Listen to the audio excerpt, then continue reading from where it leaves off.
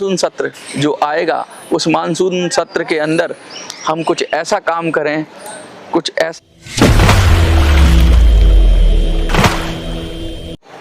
सभी पेंशनर्स को मेरा नमस्कार। मैं मनोज स्वराजी। आज की वीडियो बहुत महत्वपूर्ण है और आज की वीडियो में आपसे उम्मीद करता हूं कि आप पूरी देखेंगे। पूरी देखने के बाद आज की वीडियो के बाद हमें समाधान मिल जाएगा कि पेंशन कैसे बढ़े, क्यों बढ़े और इसका समाधान क्या है। पिछली वीडियो में मैंने जो बात की थी एक ऐसे कानून के बारे में बात की थी 1952 के कानून के बारे में, जिसके जरिए ईपीएफओ का गठन हुआ, भविष्य निधि का गठन हुआ और कर्मचारियों का भविष्य सुनिश्चित करने के लिए बनाया गया कानून था। लेकिन उसमें एक बात नहीं कहीं मेंशन की गई और वो बात बहुत ज़रूरी थी पेंशन के संदर्भ में कि भाई न्यूनतम पेंशन भी होना चाहिए, मिनिमम पेंशन होना चाहिए। और मिनिमम पेंशन की जब लोग बात कर रहे हैं 7,500 बात कर रहे हैं, 9,000 बात कर रहे हैं, 10,000 बात कर रहे हैं, तो ये कैसे होगी? कैसे ये सुनिश्चित होगा कि पेंशनर्स का जीवन यापन होता रहे और उनको एक सम्मानजनक राशि मिले जिससे कि वो अपने जीवन को चला सके। बहुत सारी बातें हैं। मणिपुर पर भी मैंने वीडियो बनाई थी, तो आने वाली वीडियो जो होगी अगली वीडियो में मणिपुर पर बनाऊंगा। और मणिपुर पर अभी हमारी एक कैंपेन चल रही है। मैं चाहूँगा कि आप सब लोगों से सपोर्ट करें और ज़्यादा से ज़्यादा पत्र प्रधानमंत्री कार्यालय को भेजें। तो मणिपुर का मुद्दा भी है। बहुत सारे मुद्दे हैं जो कि मेरे जेहन में हैं, लेकिन पेंशनर्स का मुद्दा तो मैं लगातार उठा ही रहा हूँ और कह रहा हूँ अगला मानसून सत्र जो आएगा उस मानसून सत्र के अंदर हम कुछ ऐसा काम करें, कुछ ऐसा उपाय करें, कुछ ऐसा तरीका खोजें जिससे पेंशन की समस्या का समाधान हो जाए। एक बड़ा अच्छा आइडिया है कि मिनिमम पेंशन, क्योंकि फॉर्मूले जब भी दिए जाएंगे तो सरकारें उन फॉर्मूलों के अंदर आंकड़ेबाजी करके कुछ ना कुछ हेर फेर करके, क्योंकि सरकार के पास ही तो आंकड़े जनरेट करने की शक्ति है। वो जब चाहे जिसको चाहे गरीब बना दे, जिसको चाहे अमीर बना दें। बड़े से बड़े कहते हैं ना, घर वाले भी आजकल EWS के कार्ड पर सुविधाएं उठा लेते हैं और गरीब आदमी वही फुटपाथ पर पड़ा परेशानी का अनुभव करता रहता है। तो बहुत सारे नियम कायदों के फेर में फंसकर कैसे कमज़ोरों का, गरीबों का, मजदूरों का हक मारा जाता है, उस हक को बचाने के लिए एक कानून की आवश्यकता है। वो कानून के अंदर ही प्रावधान होना चाहिए कि भाई कम से कम मिनिमम पेंशन गारंटेड हो।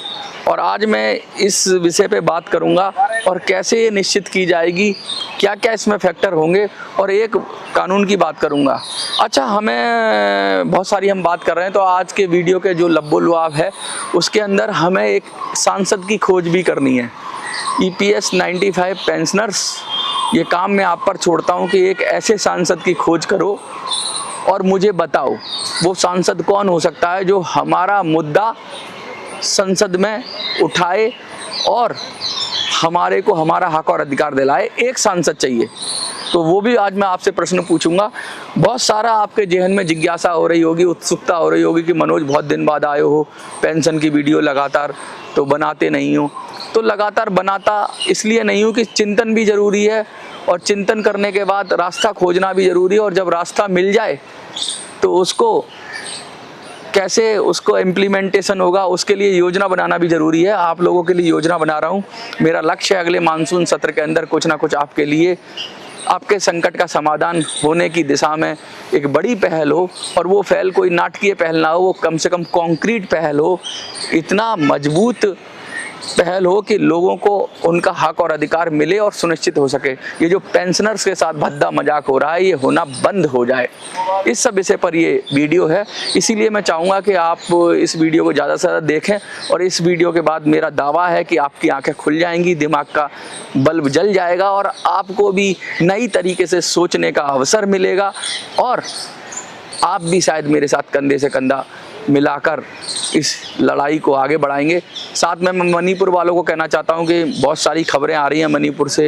एक किसान की भी अभी खबर आई है, उस विषय पे भी हम बात करेंगे। एक वीडियो में बनाऊंगा, स्पेशल डेडिकेटेड काम कर रहा हूं आप लोगों के लिए। तो और आप लोगों ने बहुत अच्छा रेस्पॉन्स दिया है। सैकड़ों लोगों को मैंने प्रधानमंत्री का पत्र अभी भेजा है। बहुत ज़्यादा तो नहीं आया रेस्पॉन्स, लेकिन क्योंकि वीडियो थोड़ा कम चली, उसकी रीच कम कर दी गूगल ने, लेकिन फिर भी लोग अपने स्तर पर शेयर कर करके लोगों के पत्र भिजवा रहे हैं। अब ये संख्या हज़ारों में पहुंच गई है, ये लाखों में पहुंचनी चाहिए। 11 लाख का टारगेट है। आपसे उम्मीद करता हूं कि आप कम से कम ये पत्र ज़रूर प्रधानमंत्री कार्यालय को भेजेंगे। तो इसी उम्मीद के साथ चलिए ये वीडियो विधिवत शुरू करते हैं। देखिए, जब पेंशनर की बात होती तो पिछली वीडियो जो मैंने बताई थी तो उसमें पेंशन की वजह क्या थी, तो एक मैंने कानून का डिस्कस किया था। वो कानून था, मैं आपको अभी मैंने निकाल के रखा हुआ है कि वो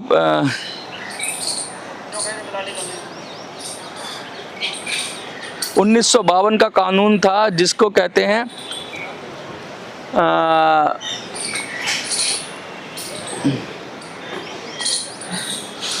कर्मचारी भविष्य निधि और विविध प्रावधान अधिनियम 1952। इसके अनुसार एक कानून बनाया गया कि वो जो कर्मचारी हैं जो गैर सरकारी क्षेत्रों में हैं या ऐसे अलग अलग क्षेत्रों में काम करते हैं, उनका भविष्य सुरक्षित किया जा सके। तो उसमें क्या क्या चीज़ें दी थी उन्होंने, उसमें ये उसी कानून के अंदर ये प्रावधान था, उसी से EPFO बना। उसी कानून के अंदर कि भाई 20 या 20 से अधिक एम्प्लॉय किसी के पास हैं तो वो कम से कम एक निश्चित अमाउंट उसकी भविष्य निधि में देगा, और वो दोनों देंगे, एम्प्लॉय देगा, एम्प्लॉयर देगा, यानी वो पैसा एक आपका भविष्य निधि में सुरक्षित हो जाए, जिसे प्रोविडेंट फंड कहते हैं। उसके साथ साथ पेंशन में के मद में भी कंट्रीब्यूट करेगा, क्योंकि पेंशन भी उसे मिलती रहे। तो पेंशन के लिए कंट्रीब्यूशन था, एम्प्लॉयर का कंट्रीब्यूशन वो भी निश्चित किया गया, उसकी भी सीमा बनाई गई। सरकार भी उसमें प्रावधान तो नहीं था, लेकिन सरकार भी उसमें अपना कुछ कंट्रीब्यूशन देती थी, जिससे कि कर्मचारियों को पेंशन मिलना सुरक्षित हो जाए। तो ये तो सुरक्षा दे देता है कि कर्मचारियों को पेंशन मिले, लेकिन कितनी मिले ये बहुत बड़ा सवाल हो गया, क्योंकि जब कितनी मिले की बात होती थी तो मिनिमम पेंशन की बात उठकर आई, जो इस कानून में कहीं भी मेंशन नहीं थी, कहीं भी सुनिश्चित नहीं थी। तो इस कानून की, मैंने कहा ना लंगड़ा कानून, एक वीडियो आई थी मेरी लंगड़ा कानून, उस लंगड़ा कानून का मतलब यही था कि पेंशन के मद में जो पैसा दिया जा रहा है या लिया जा रहा है, वो पैसा जब वापस पेंशन के रूप में दिया जाता है तो उसकी कोई वैल्यू होती नहीं है। 200, 400, 500, 1000 रुपया, और उसके ऊपर ये तो गरीबी रेखा से भी नीचे पेंशन दी जा रही है। तो उस पेंशन का औचित्य ही क्या है? ये गरीबी रेखा है भारत के अंदर, मुझे लगता है कुछ लोगों के पास तो उससे भी कम पेंशन आती है, 200, 300, 250, 500, 700। तो उसका औचित्य ही क्या है? ये कानून तो बिल्कुल एक मखौल बन गया। तो इसके बाद फिर मिनिमम पेंशन की बात चली कि भाई एक मिनिमम पेंशन होनी चाहिए। फॉर्मूला कुछ भी दे, उसका आउटपुट कुछ भी आए, क्योंकि हमें ये पता है कि फॉर्मूला करेक्ट नहीं है, फॉर्मूला के पैरामीटर्स करेक्ट नहीं है, ये फॉर्मूला कर्मचारी विरोधी है। तो फिर एक बात आई कि भाई कर्मचारी को एक सपोर्ट सिस्टम चाहिए, तो सपोर्ट सिस्टम के नाम पर मिनिमम पेंशन की बात आई, और मिनिमम पेंशन की बात की तो सरकार ने कहा कि भाई 1000 कर दी मिनिमम पेंशन, लेकिन 1000 भी मिनिमम पेंशन गरीबी रेखा से नीचे ही होगी, और वो भी मिल नहीं रही है। तो एक मिनिमम पेंशन का क्लॉज जोड़ा जाना चाहिए इस कानून के अंदर। जो कानून है 1952 का भविष्य निधि वाला, उसके अंदर मिनिमम पेंशन वाला लंगड़ा कानून इसलिए कहा कि उसके अंदर मिनिमम पेंशन या गारंटेड पेंशन की भी बात होनी चाहिए थी। अब मैं उस कानून के अंदर ये चाहता हूँ, उस कानून में एक अमेंडमेंट हो, उस कानून के अंदर एक क्लॉज जोड़ा जाए, और उस क्लॉज को हम कहेंगे न्यूनतम पेंशन गारंटी या मिनिमम पेंशन गारंटी। अब मिनिमम पेंशन गारंटी क्या है, क्यों कह रहे हैं हम ऐसा इसलिए कह रहे हैं कि अगर न्यूनतम मजदूरी की गारंटी हो सकती है तो न्यूनतम पेंशन की गारंटी क्यों नहीं हो सकती? अगर न्यूनतम पेंशन की गारंटी है तभी सरकार को या EPFO को हमारे 7-8 करोड़ लोगों से पेंशन के नाम पर, एम्प्लॉयर से पेंशन के नाम पर पैसा लेने का हक और अधिकार है। अगर कोई गारंटी नहीं है, उनका पैसे को आप ले लोगे, आज उसकी वैल्यू कुछ और है, पैसे का अवमूल्यन होता है, महंगाई दर बढ़ती है, बहुत सारे फैक्टर होते हैं। तो आज जो पैसा ले रहे हो उससे जो चीज़ें खरीदी जा सकती हैं, आज से 20 साल 25 साल बाद अगर आप पेंशन दोगे 30 साल बाद, तो उस पैसे की तो कोई वैल्यू है ही नहीं, क्योंकि वो तो समय के साथ साथ पैसे की वैल्यू, रुपए की वैल्यू डिक्रीज होती है। ठीक है, तो वो तो कोई मतलब ही नहीं हुआ कि आपने आज जैसे आज से 10 साल 20 साल पहले किसी ने सोना खरीदा तो शायद 5,000 रुपये तोला था, आज 1 लाख रुपए तोले के आसपास है। तो क्या मतलब हुआ कि उतने ही पैसे में 5,000 रुपये में जितना जो उस समय 5,000 की वैल्यू थी वो आज 1 लाख की वैल्यू है। तो उस समय जो 5,000 की वैल्यू थी वो अब क्यों नहीं है? तो इसीलिए कहने का मतलब ये है कि अगर आप पेंशन में पैसा ले रहे हो तो ये मत कहो बहुत कम कंट्रीब्यूशन हुआ। कंट्रीब्यूशन उस समय के हिसाब से ठीक था, और ठीक नहीं था तो तुमने क्यों नहीं बढ़ाया? न्यूनतम पेंशन गारंटी होना चाहिए। कुछ लोग कहते हैं न्यूनतम पेंशन 7,500 हो जाए, कुछ लोग कहते हैं 9,000 हो जाए, कुछ लोग कहते हैं 10,000 हो जाए, कुछ लोग 5,000 3,000 बोल रहे हैं, कुछ लोग कह रहे हैं मिल ही नहीं सकती। मैं इन सब विषयों पे नहीं जाता। सबसे पहले तो कानून बनना चाहिए न्यूनतम, और कानून बनने के लिए कोई नया कानून नहीं बनाना। इसी कानून में भविष्य निधि का जो कानून है 1952 का, इसमें एक क्लॉज जोड़ा जाना चाहिए, अमेंडमेंट किया जाना चाहिए, और उसमें न्यूनतम पेंशन गारंटी का क्लॉज जोड़ देना चाहिए, जिससे कोई सरकार फिर उसको बाईपास ना कर पाए, कोई सरकार आपका हक और अधिकार छीन ना पाए, कोई ईपीएफओ आपको मनमाने ढंग से पेंशन में फेरबदल करके फॉर्मूले के माध्यम से मनमानी पेंशन ना दे पाए, यानी कम से कम पेंशन ना दे पाए। एक न्यूनतम सेफ गार्ड होना चाहिए। तो इस सेफ गार्ड की हम बात कर रहे हैं। अब देखिए बहुत सारी बातें हो रही हैं कि एक और कानून था, मैं उसकी भी बात करूँगा तो जिससे आपको पता लग जाएगा। एक कानून था 1948 में, ये कानून आया था, इसके विषय में बात करते हैं। सबसे पहले गरीबी रेखा की बात करते हैं कि पेंशन अगर गरीबी रेखा से भी नीचे है तो फिर पेंशन का मतलब क्या है। ये कानून आया था न्यूनतम मजदूरी अधिनियम 1948। अगर न्यूनतम मजदूरी अधिनियम आ सकता है 1948 में आज़ादी के बाद कि भाई कम से कम मजदूरी तो न्यूनतम जो मजदूरी मिले वो तो सुनिश्चित हो जाए, अगर ऐसा अधिनियम आ सकता है तो क्यों नहीं न्यूनतम पेंशन अधिनियम आ सकता।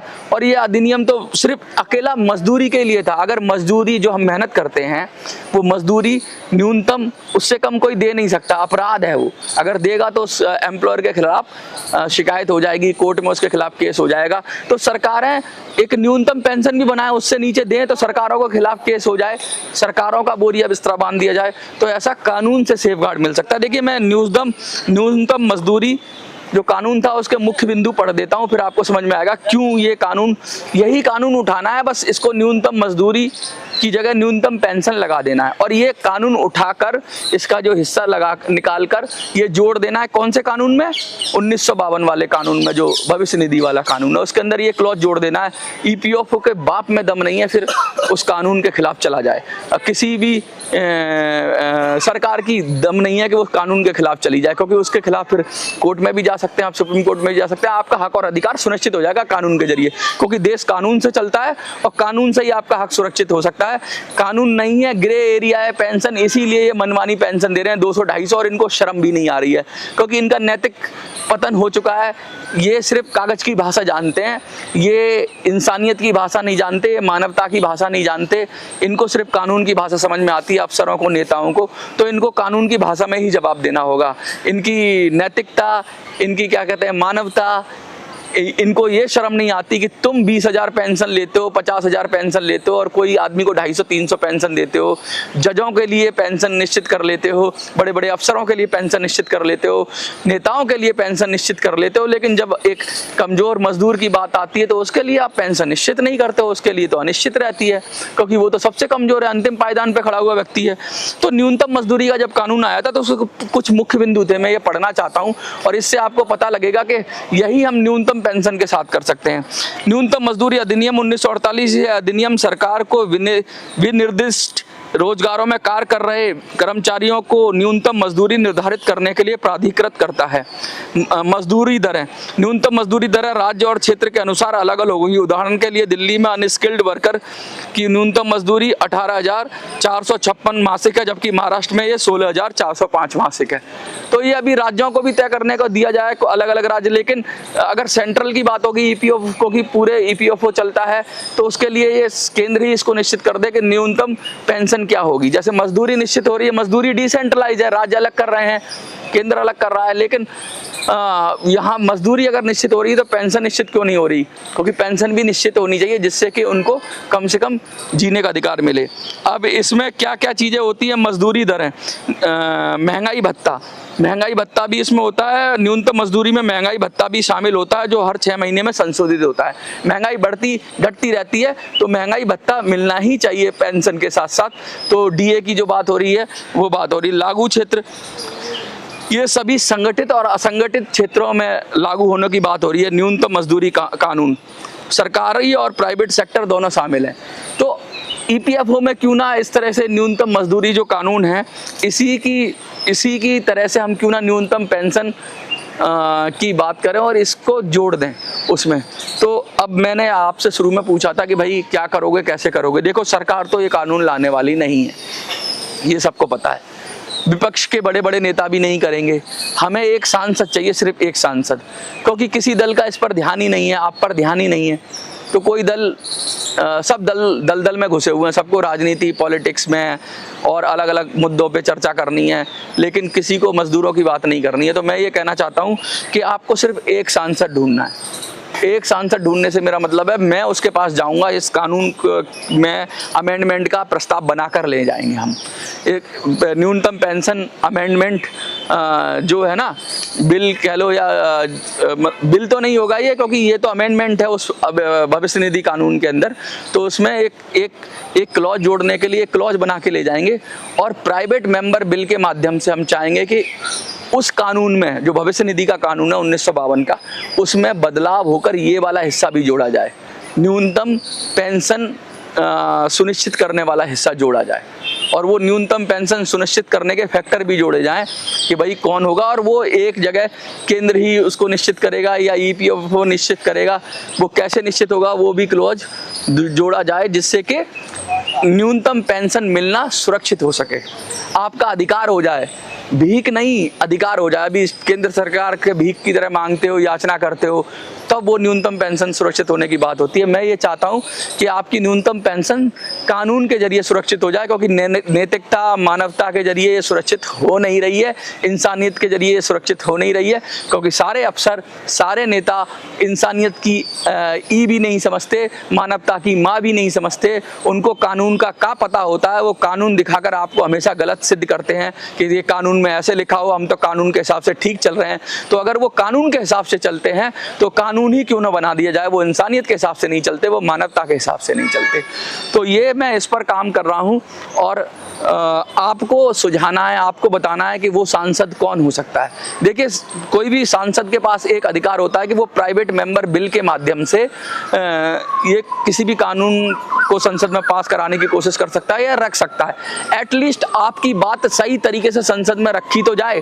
सिर्फ आवाज उठा देने से, सवाल पूछ लेने से इन सांसदों की काम की इतिश्री नहीं होती।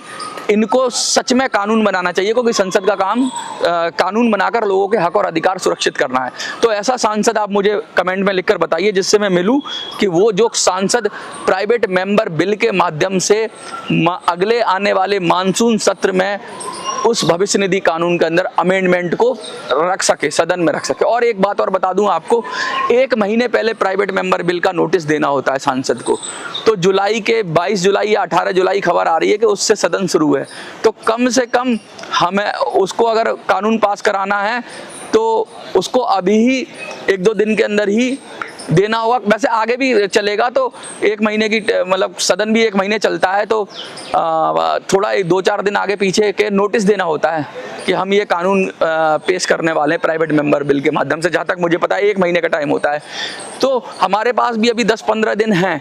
तो आप मुझे उस सांसद का नाम बताइए, मैं उससे मिलूंगा और उसको अपना ज्ञापन देंगे हम, आप क्या कहते हो कि क्या जंतर मंतर पे धरना लगा के ज्ञापन दिया जाए या फिर डायरेक्ट मैं दे दूं, क्योंकि जंतर मंतर पे धरना लगाएंगे तो मेरे अननेसेसरी मेरे लिए बहुत कॉस्ट हो जाता है उसका धरना लगाने का। तो मैं चाहता हूं कि आप बताइए कि क्या सिर्फ एक ज्ञापन बना लें और सांसद किस सांसद को दे, कौन सा सांसद आपको लगता है जो कि आप मजदूरों की आपके हित की बात करेगा, जो आपको सबसे प्रिय है उस सांसद का नाम बताइए। दिल्ली में उसका नाम और मोबाइल नंबर हो तो मुझे व्हाट्सएप पे भेज देना, नाम कमेंट में लिख देना और मैं ये ज्ञापन बनाकर उस सांसद को दूंगा और उससे रिक्वेस्ट करूंगा कि आप ये अमेंडमेंट बिल संसद में प्राइवेट मेंबर बिल के माध्यम से पेश करें और आपके लिए मतलब किसके लिए, मजदूरों के लिए, कर्मचारियों के लिए, ईपीएफओ से जुड़े हुए 7 करोड़ लोगों के लिए कानून आए। ऐसा कानून में अमेंडमेंट हो, एक ऐसे कानून में अमेंडमेंट हो जिसमें मिनिमम पेंशन सुनिश्चित हो सके। यही मेरा आज का विषय था और मैं चाहता हूं कि आप मुझे ज़्यादा से ज़्यादा सहयोग करें, ज़्यादा से ज़्यादा सपोर्ट करें। और आपको इसमें क्या लगता है कि लंगड़े कानून को सुधारने के लिए क्या क्या कदम उठाए जाने चाहिए, आप भी अपनी राय मुझे व्हाट्सएप पर, आपके पास नंबर है ही है, व्हाट्सएप पर या फिर कमेंट में दे सकते हैं। बहुत बहुत धन्यवाद आपका। जय हिंद, जय भारत।